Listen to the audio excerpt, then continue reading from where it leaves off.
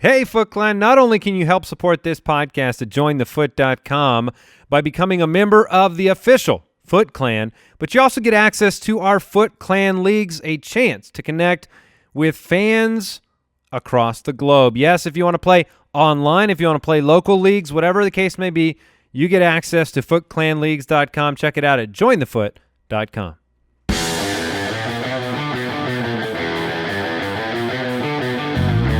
Welcome to the Fantasy Footballers Podcast, coming to you from pristineauction.com studios with your hosts, Andy Holloway, Jason Moore, and Mike Wright.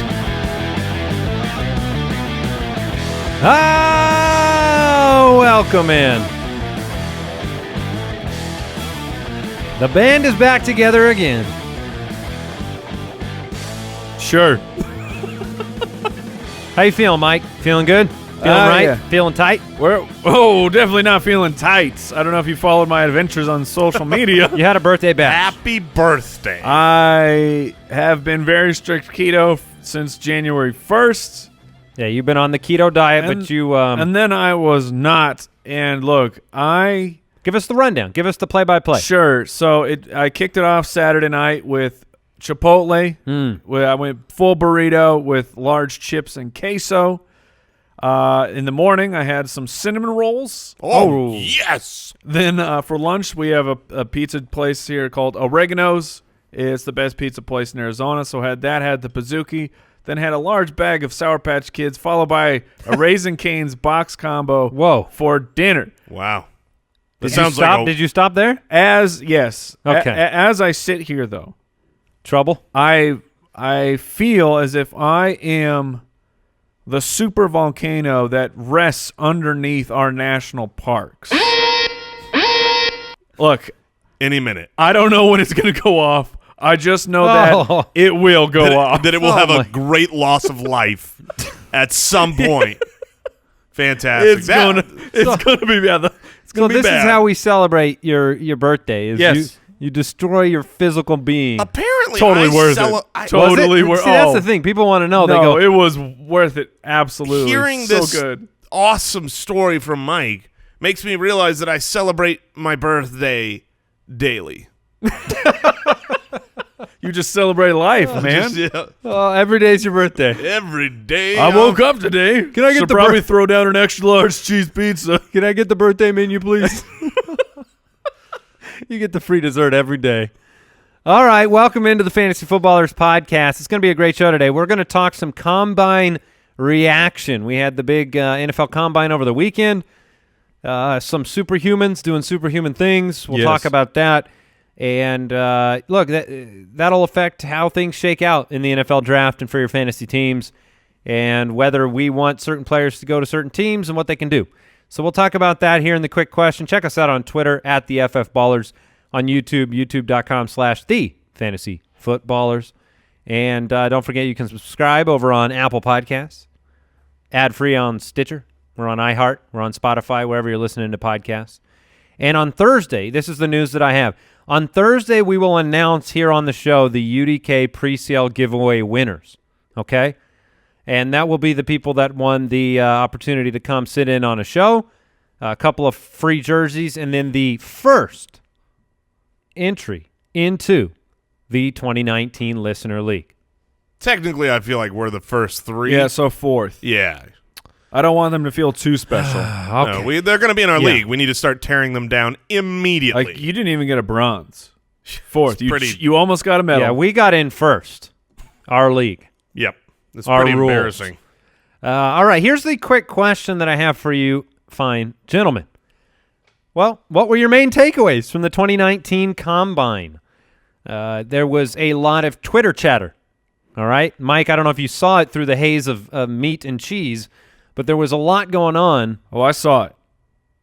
I see everything. You see everything. Okay, so what were your main takeaways from the 2019 Combine? Well, I mean, DK Metcalf was the talk of the town when first he showed up like an absolute cyborg who allegedly has no body fat on his What is it, entire 1.2%? 1.6 or something, which is crazy. I mean, first off, That doesn't sound healthy. Well, No, it's it's not. It's 100% not, but I don't know if it's accurate. Whatever.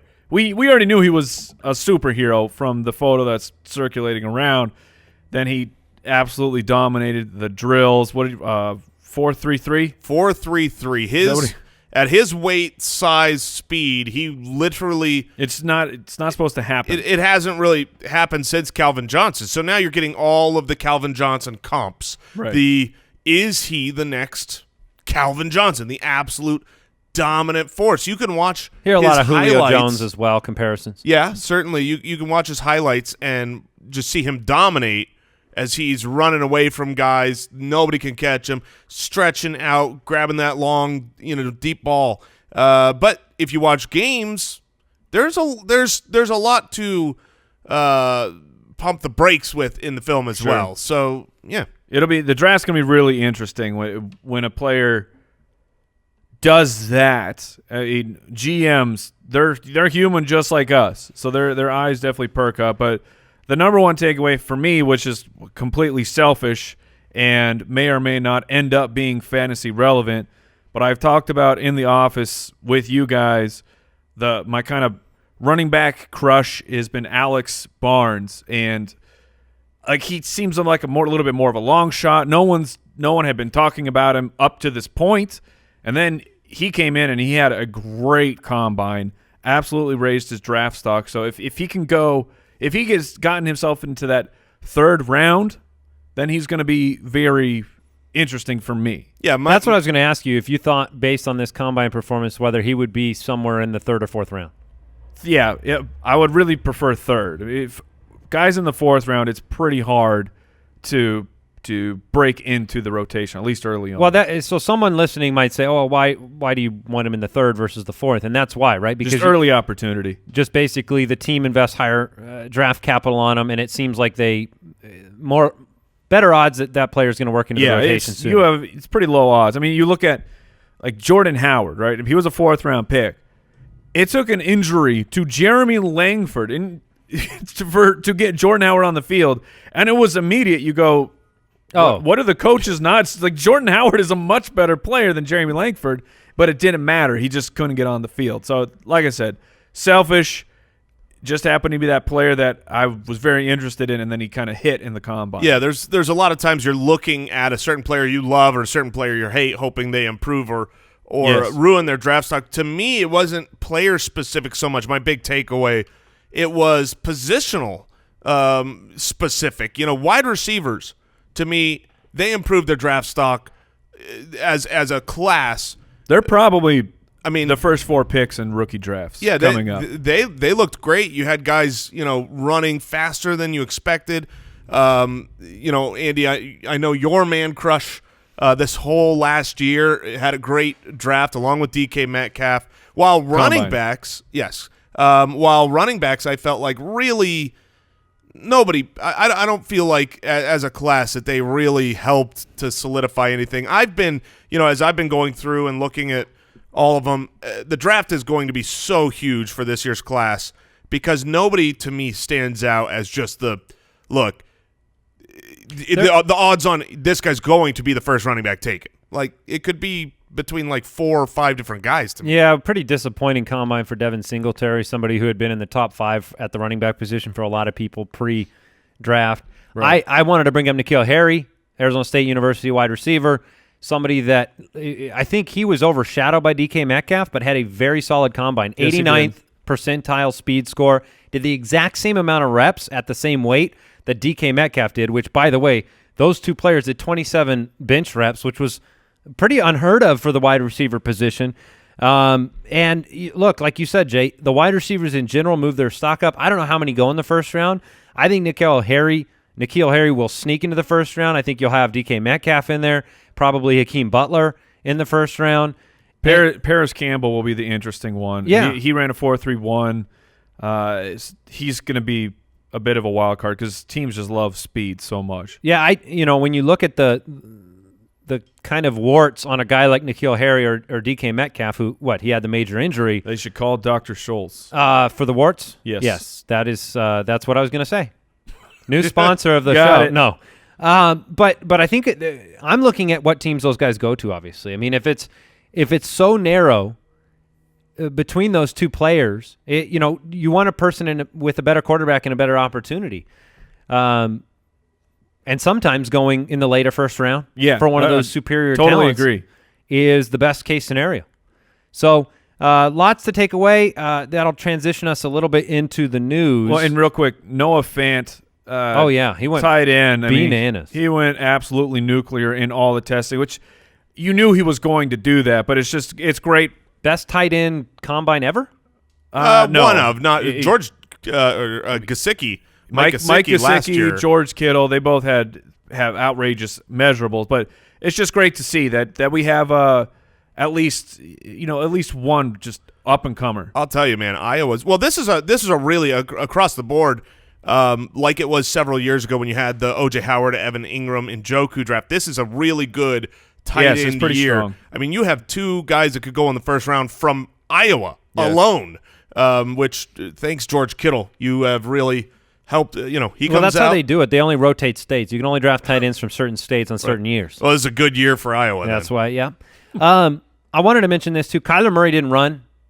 Kyler Murray stood in front of a microphone. That's all Kyler Murray did. Not to I choose run. not to run.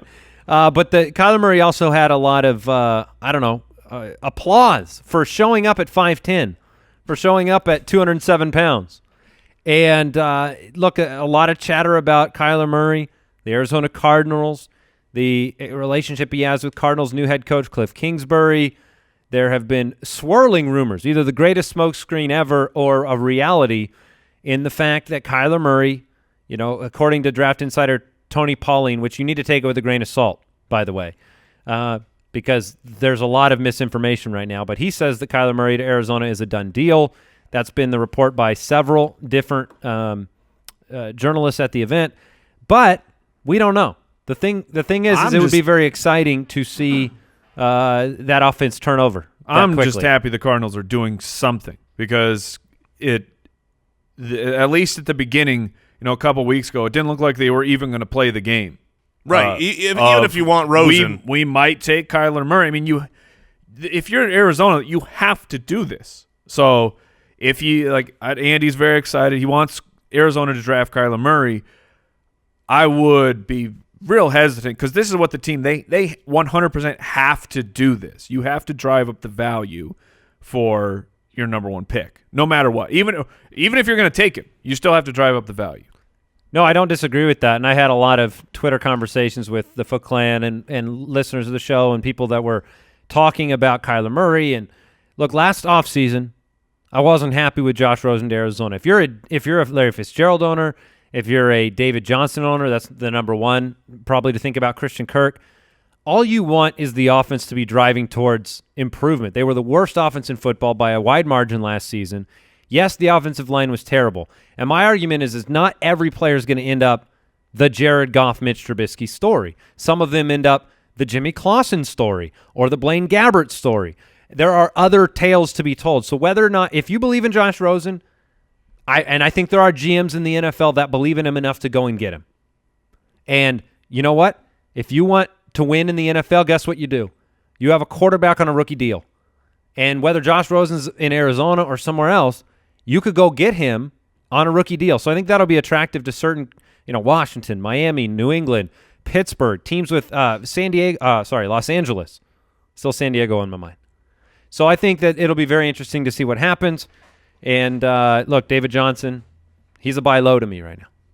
All right. Do you agree with that? Oh, I definitely agree. David Johnson, we saw this with Todd Gurley several years ago when the coaching problems happened with Gurley and their offensive line was bad. He was the running back 17. He had a worse year than David Johnson had this last season.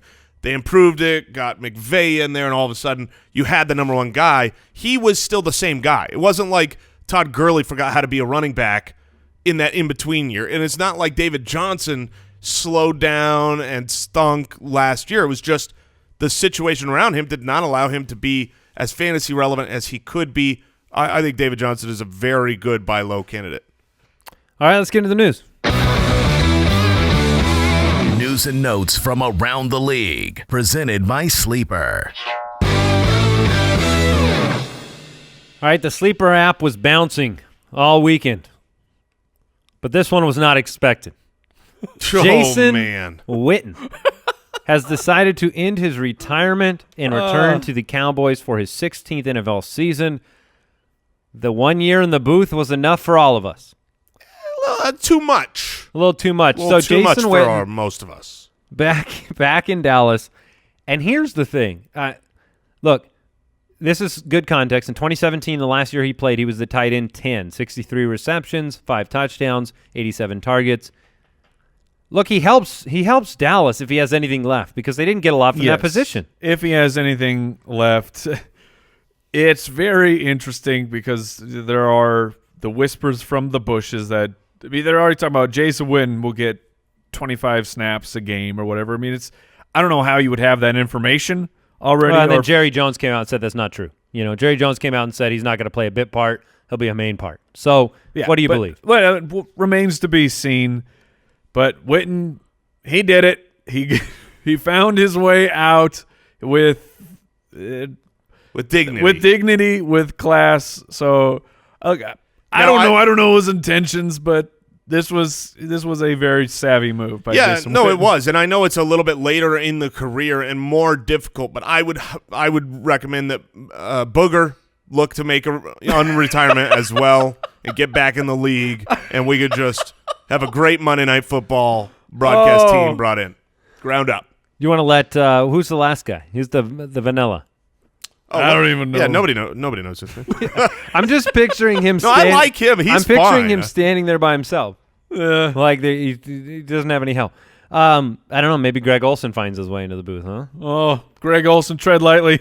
Tight ends haven't worked out like Tony Romo. No. All right. So Jason Witten to the Cowboys. Look, he's going to be a cursory tight end ad, in my opinion. It doesn't mean you're going to get a bunch out of him, but at the position, step one, know Blake that Jarwin's way. I'll tell you that much. Oh gosh, it's very good for Dak. Yep. And honestly, for the Cowboys, I mean, you pick up a couple more third downs with with the hands of Jason Witten, those situational plays. I don't know. Can you get the hands back in shape? He's been blade hands for an entire year. That'll be tough. All right, the Ravens waived running back Alex Collins. Just last offseason, we were talking about Alex Collins quite a bit. He was drafted very high, and what a difference a year makes. He was arrested in Baltimore following a car crash Friday morning. The Ravens quickly released him. This is part of why we always talk about what capital does the team have invested in, especially running backs. The Ravens had very little invested. He was someone cut from Seattle, picked up off the street, paid very little money. If this was someone that they had drafted with a first-round pick or a second-round pick. Or even a fourth-round pick like Kenneth Dixon. I was going to say, just look like what the loyalty they've shown to Kenneth Dixon over these years. But if there's capital invested, then you roll with some of this. But when it's not, I mean, this was always the worry. And this is the worry now. Like, I love Gus Edwards. I think Gus Edwards is going to be great if he's the guy. But I have the exact same worries. Like, Gus Edwards could just be kicked to the curb. It's 100% a mirror situation when it comes to the required loyalty of the team. Gus Edwards will be a good fantasy running back for as long as he's a good fantasy running back, which sounds ridiculous. But as soon as he's not good, they're not required to stick with him. That's why Gus Edwards has a job today, right? Because they weren't required to stick with Alex Collins. Well, technically, he doesn't even have a job because he's not under contract yet. Gus Edwards is restricted, though, right? Yes. Because no, I think he isn't. He's that ERFA, exclusive rights, which means BS. He's basically under contract. Yeah, but I'm just saying, like, the Ravens haven't signed him yet. Yeah, but their head coach has come out and talked about him as the starter. So when your head coach comes out and says he's the guy right now, which is what John Harbaugh has done, he said, hey, Gus Edwards is our number one running back right now. So you have Gus Edwards, you have Kenneth Dixon, and then you probably have something in free agency in Baltimore. We'll try to sift through all of that over the course of this offseason. All right, guys, I need your reaction. More big news. We're going to be talking a lot of news today. Jason Lockenfora says the Rams are going to consider stem cell treatment for Todd Gurley. There was a lot of reports talking about Todd Gurley, arthritis in the knee. This is the ACL repaired left knee. Jeff Howe from The Athletic said that he has arthritis in the knee. I mean, put yourself in the shoes of a Gurley owner right now. How do you feel? Well, I don't. I think you because I can't relate. Andy is gloating over here because he unloaded Todd Gurley for a haul about a week ago. Moments before the arthritis talk and starts. No, he did not have insider. I was going to say it was so close to the news breaking that I felt. If we had insider info, we would have put it out on the show. You're darn right. I want my Twitter account going up. But it was so close that I actually felt like apologizing, but of course did not. The truth is, good for you. You know, if you've got a healthy knee, you don't go out and get stem cell. You don't even consider it. It's not an option. To be you fair, don't I'm have a healthy considering knee. it. Are you? Yeah. Then you don't have a healthy knee. That's how I know. I mean, if you're considering this, it's bad news, and that means it's more likely that I think the Rams do sign another running back. They're going to Anderson. Yeah, I mean, maybe they pay up for CJ. His workload. Well, I don't think you even have to pay up for CJ. You'll just pay down for CJ. You'll get him back, but his workload will be cut back to the point that maybe now he's the number 3 pick, the number 4 pick. I don't think this does anything that crushes him because he's still going to be the touchdown monster, but on a great offense. But yeah, maybe now you're looking at Zeke ahead of Todd Gurley. There is doubt in the minds of Todd Gurley owners because it's not just, will he be great? Maybe it's 90% chance he'll be great. It's just there's more unknown to his dynasty stock. If you have arthritis in that knee, there's unknown on what treatments he will actually require. This goes back to when they started working in C.J. Anderson that heavily and all the denial about injury. And you say, guys, this doesn't make any sense.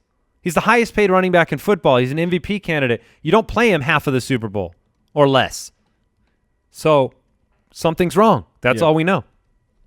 All right, the Jets have assigned a second-round tender to free agent Robby Anderson. So he will be a Jet. Did I hear you talking about Robby Anderson earlier today, Jason? No, I was talking about my personal man crush at the rookie running back, Rodney Anderson, who maybe he'll go. Maybe the Jets will, draft Rodney Anderson, and they can be Rodney and Robby.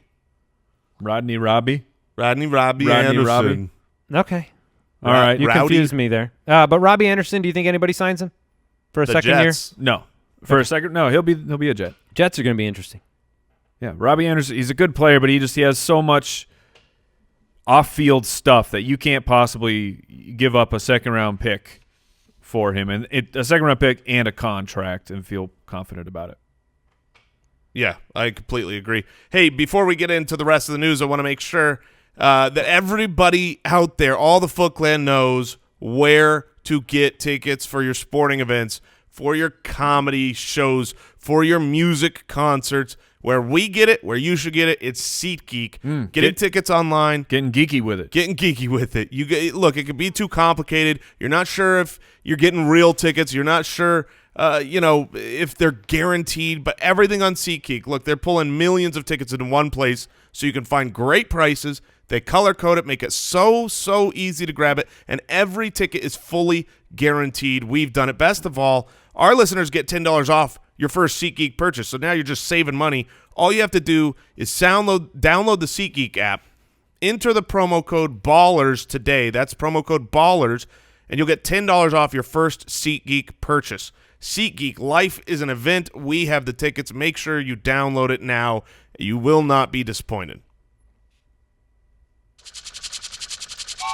Yes, I'll read this one because I'm out. Because Jason is the one who has to react. Chiefs GM at the Combine talking about Damien Williams, saying how he does everything great on the football field.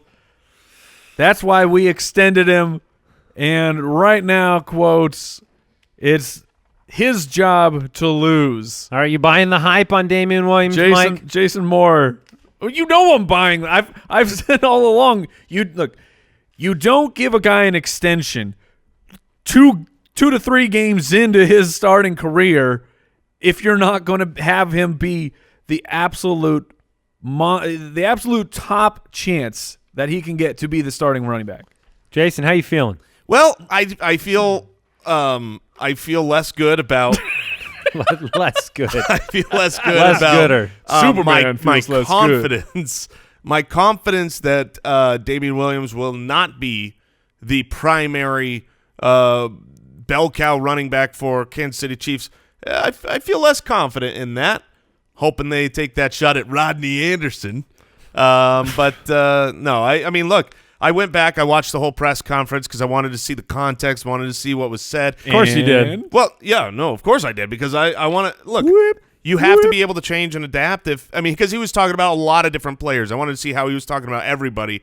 And, when Justin Houston is getting brought up, is he just saying good things about everybody? And the truth is, I think you have to take him at his word right now that he's clearly, obviously contractually, he is the starting running back. It looks solid for him. His stock certainly has to move up for me in Dynasty, and redraft will set itself by the time that the season comes around. But in Dynasty, I'm more confident that he is the guy. I still believe that if they do draft, they're going to bring in a running back. They need a third running back. Yeah, they'll bring someone. And if it turns out that on their board, their big board, a guy that they like drops, and that's where, personally, I think a guy like Rodney Anderson, who could easily drop to the 4th or 5th round because he was out with an ACL tear, if they were to bring in a very talented guy, even with less capital, that's when I will be back on saying that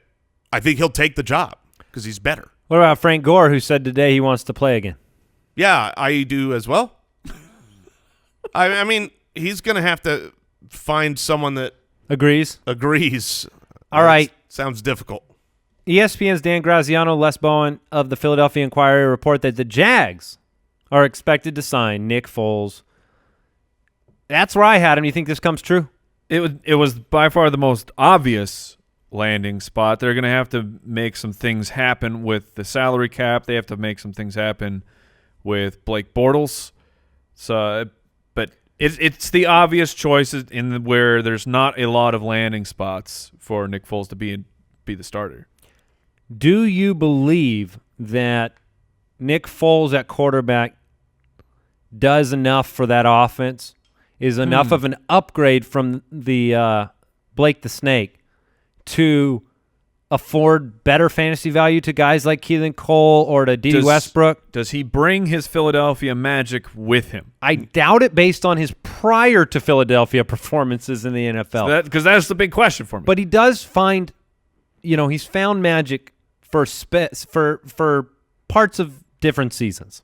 Yeah, he's done it multiple times, but can he rip the boards up from the apartment overall and bring it with it? I do not think he is. You are permitted to do that, yes. I don't think he is enough of an upgrade over Bortles to take the Jags and give them what I think they are hoping for, which is the guy that can put them over the top, go on a championship run with that defense and with an offense that can move the ball and come back if you happen to be down. I don't think Foles is the guy. I believe they'll be disappointed. Do you believe more in Foles to Jacksonville than you did in Case Keenum to Denver last season? I would say it's similar situation. Exactly the same. I believe it, but I don't think even Nick Foles knows who Nick Foles is.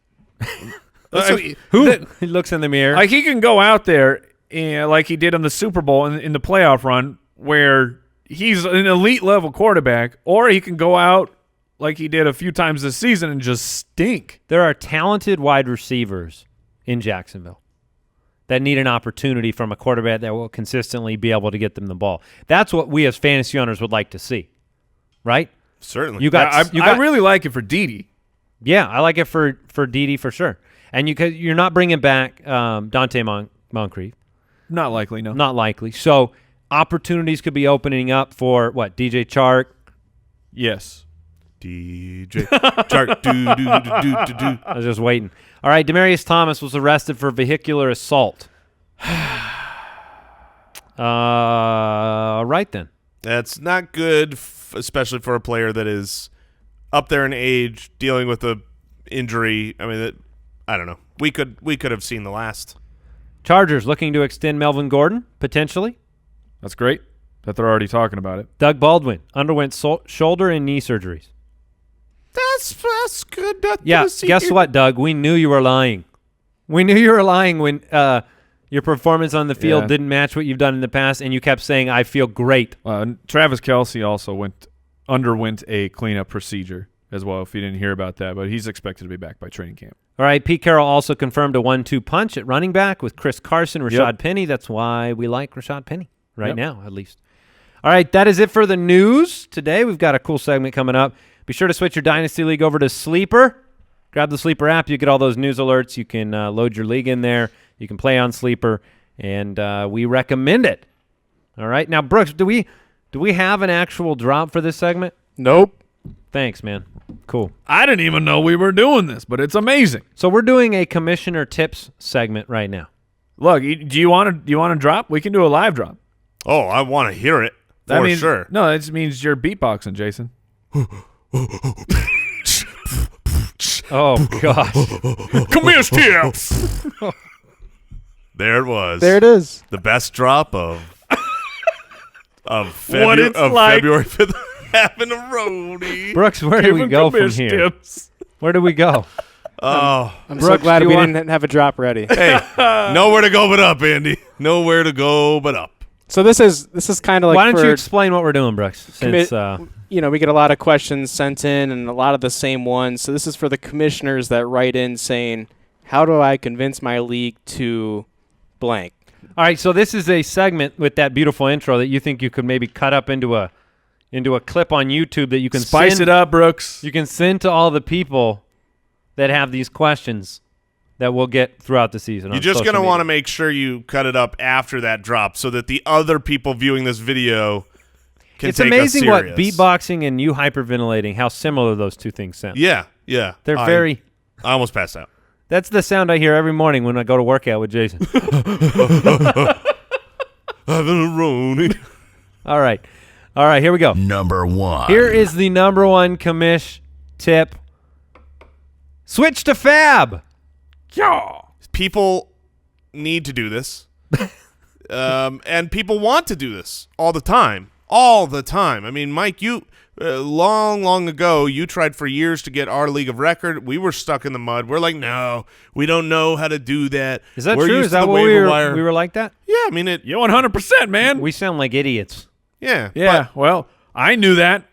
So people want to switch our leagues to FAAB, a free agent acquisition budget, which is you have So compare that to a traditional waiver system so that people understand the difference. Sure. So in a traditional waiver system, what happens is usually it's based on your record, and last place gets first crack when waivers open up.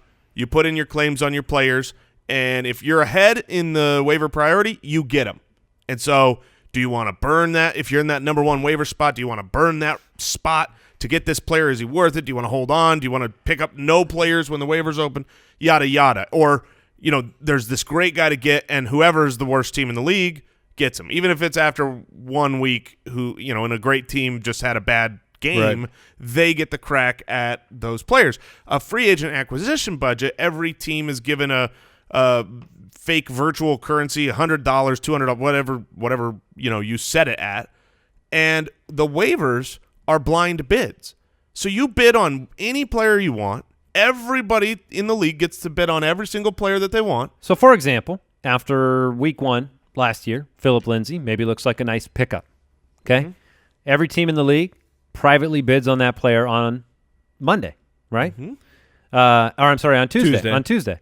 And maybe I have bid $20. You guys don't know that I bid that. Mike, you bid 15. Jason, maybe you bid 21. Yes. Well, yes. on Wednesday morning, when the waivers run, all is revealed. And Jason begins gloating about paying just the perfect amount. And I weep and cry because I could have just put $2 more and got it. There is so much fun to be had here. The nonsense of people overpaying by $50 and being able to mock them. The fun of getting that sweet spot. Me paying 21 when Andy pays 20 and grabbing that right person. And there is still the tiebreaker of records. So if we both bid $5 on a guy, then whoever's the worst team gets that if they're in at the same value. Exactly. And so a lot of the times people want to know, how do I convince my league to make these moves, to make the change? It's more fun. Mm-hmm. It adds another level of intrigue during the course of the week, right? And it's just fair. And it's more fair. I mean, everyone has a chance. If you want to go get a player, you can go and get them. And just as we always say, make sure you turn on $0 bids. Yes. Because frequently the default is $1. And if you have the $1, that's the same as having a transaction cap, which is the absolute worst. Yeah, you run out You of are the worst. you run out of money and you You're like, can't. oh, you don't get to make any more moves. Yeah, if that's you tough. need added ammo, if sending your league mates this part of the podcast isn't enough, there's a great article by Eric Ludwig on our website, thefantasyfootballers.com. It's titled "Your League Needs to Change Your Waiver System ASAP." It will reinforce these points, and we do recommend that. It's another commissioner tip because we're here to make your league more enjoyable, more fun all season long. Well, let's continue on to tip 2. Number 2. Because it's just pretty much an extension to switch to daily continuous waivers. So in a lot of leagues, you will have a one-time waiver period. Tuesdays, you place your bids or your waiver priority. Wednesday, it goes through, and then players are Then all chaos breaks out. open and available to be picked up at any moment.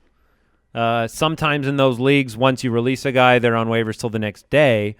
But basically, why don't we want this? Why do we want daily continuous waivers, which would be that every day at a specific time waivers run, and then that's the only time that you can sign players? Once again, it goes back to it being fair. Not everyone is able to just pull out a device, or you're sitting at a desk. Like, Or you work at fantasy football for a or living. you do fantasy football, and maybe someone in your league's a police officer. You think that they shouldn't have a chance to grab Nick Chubb because the news broke and they just happen to be out? I mean, Or sleeping? It's or you're sleeping. Well, not the, police Police officer. officer sleeping? They work various shifts. Okay. A lot of firefighters are sleeping during parts of the day. Okay. You could be a doctor or a nurse. That's fine. Sure. Jump on out of the hole. Fair. But I mean, look, if you're in one of the leagues, I was with you, Andy. I've got friends who are police officers. it just was very funny. Look, if you were in a league, sleep all the time. if you're in a league that had open waivers, how did the team do that added Nick Chubb? Because they added a top 5 running back for free. Yeah, just because they happen to be the Lucky. fastest Yeah. to the computer. And so usually the argument made is the one you just made, which is fairness. It's so much more fair to let everybody have the same time of day, to make competitive balance. competitive balance. But I would argue even more than the competitive balance, right? Like this last year in our work sleeper league, we actually had it where it was not on continuous daily, and once the main waivers ran, it was open, and that was pretty fair. Like everybody here had, we're here through the day, and it's pretty fair. Everyone has the same opportunity. The alert comes, and everyone scrambles out Not to me, their I phone. was sleeping. But thank you for your service. But the point is that it's so much more fun. Every time that waivers run, it's so fun to look and see who bid on who dropped who paid up too much or not enough, or all of those things. And you get to do that 6 days a week when you turn on continuous waivers. Now, I will acknowledge the point that many people make in the negative for continuous waivers is simply something like a last-minute injury issue, need to add a guy. And, yes, you do have to be a little bit more regular on planning for those situations. You need to make sure that you have bids in before waivers process on Sunday morning so you can fill in for an injured guy. But it really isn't that – proportionally, it's not that much of an ask compared to the benefit. In the last 6-7 years that we've had that system, I can't think of one time where it's ever been an actual problem. It's just this hypothetical what if problem that you can always plan around. The problem that comes up is more along the lines of not wanting to drop a certain player. Like, 'cause you got to add a backup to be prepared, and it stinks when you add the backup because you're forced to be ready for the afternoon games, and then your guy actually goes, so you made that acquisition and you didn't actually have to. But like you said, it's still worth it. That one negative does not take away from all the positives. All right. Number 3. Number 3, it is a simple command. Mm-hmm. Stop it. Stop it. Stop it. Stop vetoing trades. The veto is not Stop it. a fairness police. That is not what the veto is for. The veto is not to say, is this a fair trade? No, nope. The veto is to say that this is an illegal. This is cheating. Someone is taking advantage of someone who doesn't care. They're out of the league. They're just selling all their good players for bad ones, and now it's going to ruin a league. I feel like the Vopo would probably have some thoughts here. But guys, But guys, but why are you a chicken? But I've seen players that are really good. They make better trades, and they always win, and I don't want that. So you're not happy with the results of trades, so you'd rather there just be no trades. Yeah, well, I want to have good trades. So those can't be vetoed. Guys! Here's the thing. It's a slippery slope when you put in a veto and respect a veto on the basis of fairness. Here's why. You might be wrong. Even if it's unanimous that a trade is not fair, all of you could be wrong because we can't see the future. We don't know what play or injury or scenario or depth move or whatever the case may be. If you traded for Carlos Hyde last year and he was then traded to the Jags and had 0.0 value, guess what? Everything changed about the context of that trade. If you let people vote based on fairness, you're just going to end up wrong a lot of the time. If you let people veto based on unanimous for collusion, I'm fine with that. We get asked during the season, literally hundreds of times through the season, maybe thousands of times, hey, this trade just happened in my league. Should this be vetoed? Or, hey, this trade just happened. We vetoed it. What are your thoughts? And I can tell you, it's 99%. Like it's so close to 100% of the time that's like, no, this trade should go through. This trade should go through. That's not me saying, oh, this is a great trade. It's just, no, it doesn't look like it's collusion. It doesn't look like one team's tanking and one team. If both teams want to make the move and they think it's making their team better, then let them do that. And here's the thing. I mean, you are trying as a commissioner. These are commish tips, right? You're trying to facilitate a league that is the most fun, engaging league possible. And I believe that the most fun and exciting leagues are the ones in which the GMs are responsible for their team, right? They're responsible to make the moves, to have ownership over those moves. If you veto trades based on fairness, you will discourage teams from making moves. Now, look, if a team's out of the playoff hunt and it's a week before the playoffs and they trade 7 of their great players to some other guy because they don't care about the league anymore, that's not allowed. That's different. That's illegal.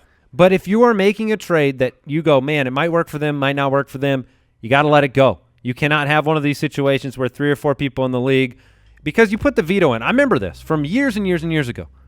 You put the veto in, and it's a majority veto. And guess what? All of a sudden, you've got people recruiting.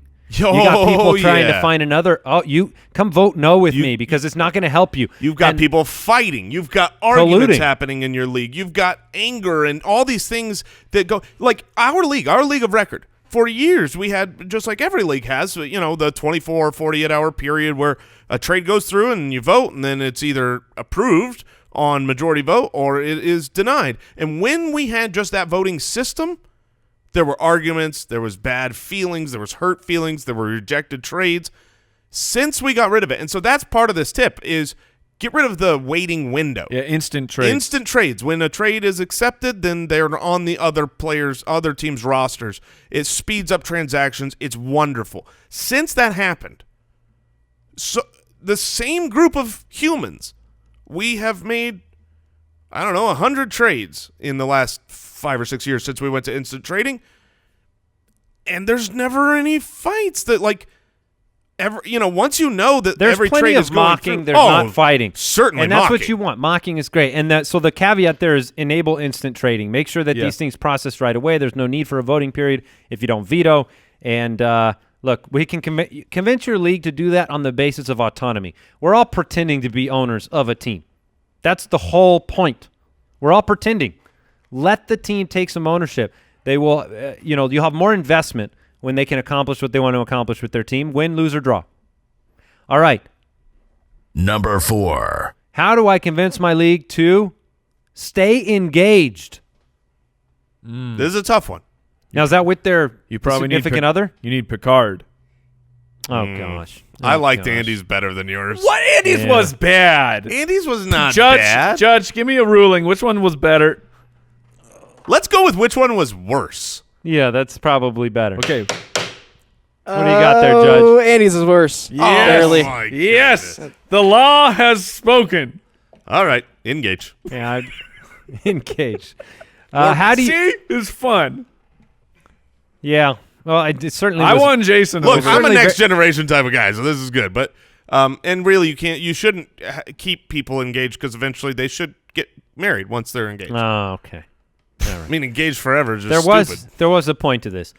How do we get people to stay engaged with their leagues? Every commissioner, we get this one 1,000 times a year too. How do I get a league that has high investment? People are interested. People come back. People don't give up. People stay engaged. How do you do that? Now I didn't even know this one was on there, but one of the things we try to do is, look, it starts with the people, so we try to facilitate that at jointhefoot.com with the Foot Clan leagues if you need more people in your league. But once you got them, how do you keep them engaged? Well, first, we've talked about this before, but you need a communication channel that is just centered around the football league.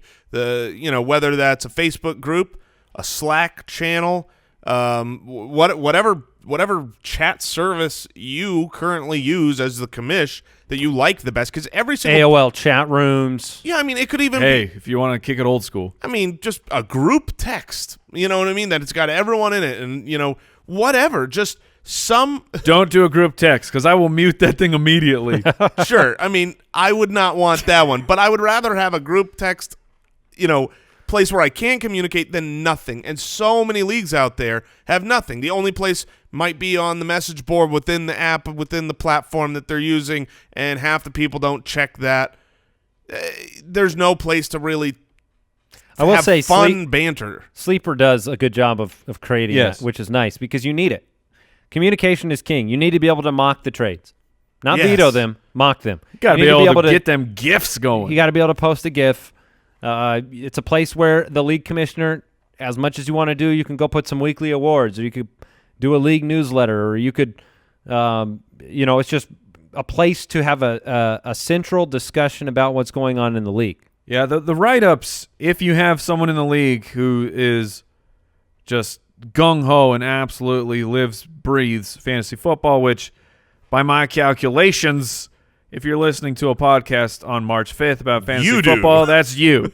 So you should probably take up the mantle. You got to carry the sword on this one. The write-ups are so fun that on Tuesday night, Wednesday morning, you go in, someone has broken down all the matchups. You get all flustered and mad reading about someone trashing your team, and it creates that engagement. It keeps people active. I've never had that. I've only read those and been like, man, I love what they're saying about my team, how I'm going to dominate. Sorry, Mike. Dan Kerber That's wrote what you read last year? No, not last year. Yeah, got him. Yeah. No, it's fun. So let me ask you this. What is better to you? What do you enjoy more? The matchup write-ups or the power ranking write-ups? Two totally different theories of just, nonsense write-ups for your league, but I am a power ranking guy. I love seeing the power rankings after power the week. rankings is nice. And Power rankings can be a sweet salve when you have a bad beat and somebody's looking at your total points scored and how you're performing. Look, Dan Kerber from our listener league wrote up write-ups every single week last year in our listener league. They were super fun. A lot of people don't know this podcast began because Mike and I started a podcast for our league. So that is something you can do as well. The barrier to entry there, grab a microphone, press record, put out a podcast. Even, we did it 30 minutes once a week. All we did was mock one another. Yes. And by one another, everybody but ourselves. Yeah, well, we had the Yeah. microphones. Yeah, we had that the was- microphones. that So was rough. it's also a place. Communication is a great way to make the league expectations clear, so people don't, do something that's against the rules or against, what you're trying to set up. And get a waiting list. Getting a waiting list, like you brought up, the very first thing was the people, right? How do you keep people engaged? We don't need to, like in our league of record, this isn't a tip we can even apply. Like, how do I get them to stay engaged? Everyone is fully engaged all the time. But that wasn't always true. What happened is, as years went on and the less engaged people slowly got more and more, okay, I'm thinking about dropping out. Well, we had like a waiting list of people that like, oh man, I want to get in your league. It sounds fun. It sounds cool. A lot of times they were co-owners with our current, so they're kind of halfway in the league already, 1 foot in. And then you end up just slowly replacing one at a time, just with better and better, more engaged owners.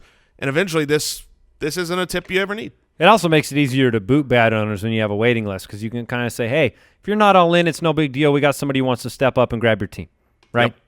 Number 5. All right, you guys can take this one. Number 5, our final commish tip for the show.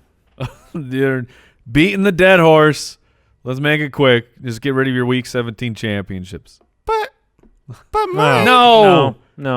Public chicken. but guys, more football's better. Nope. But we've always done it this way. Nope.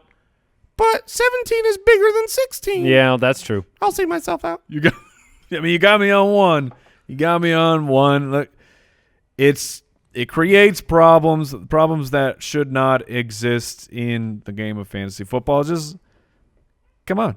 Yeah, just fix it. Just stop. All right, let's go ahead and close this thing out. Pristine deal of the day. All right, he's talking new contract. Melvin Gordon signed Los Angeles Chargers Speed Mini helmet, just sold on Pristine Auction yesterday for $65.11. Ooh. He's going to get a contract for much more than that. I have for seen more than $65. Yes. yes, My I agree. sources tell me. You might want to tweet that I'm out gonna just tweet so that that. breaking news. Yeah. Yeah, I've seen a lot Melvin of people Gordon due more than $65. Yeah, That- you heard it here. that take all these mini speed helmets signed and they make like a pyramid. Like they've got a place where they put all these helmets and they look so awesome. And it's just one of those things. Once you see a bunch of those like signed memorabilia stations, it seems impossible. Like how could someone have all of this stuff? One helmet at a time. One helmet at a time. But it's so cool.